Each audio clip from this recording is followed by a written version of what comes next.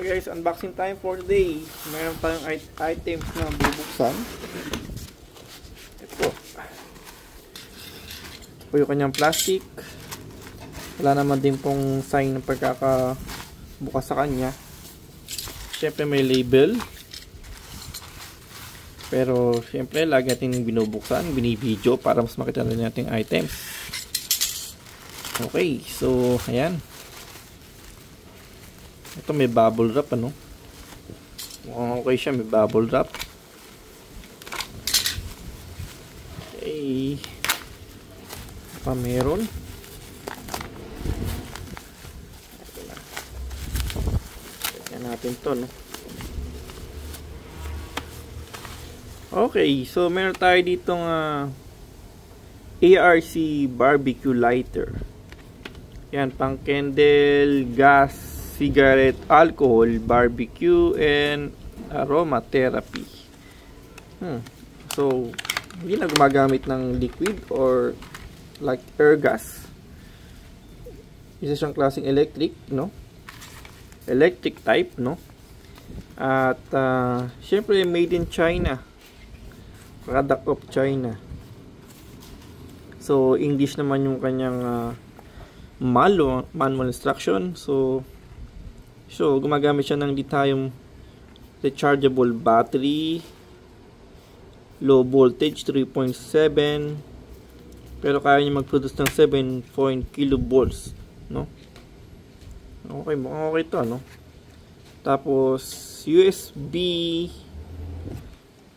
Type C siya, no? Galing pang charge niya, no? USB Type C po siya.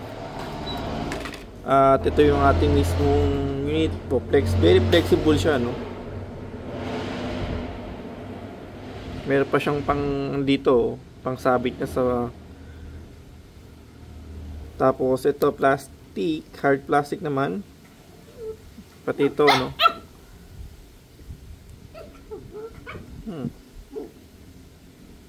Check natin. Okay, so may karga siya, no? Tingnan nyo.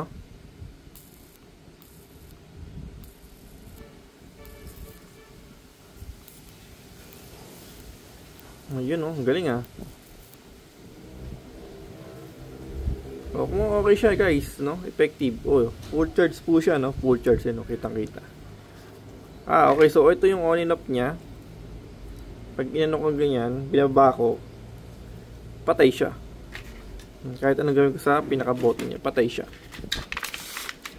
Teka lang po yung ating mga tuta.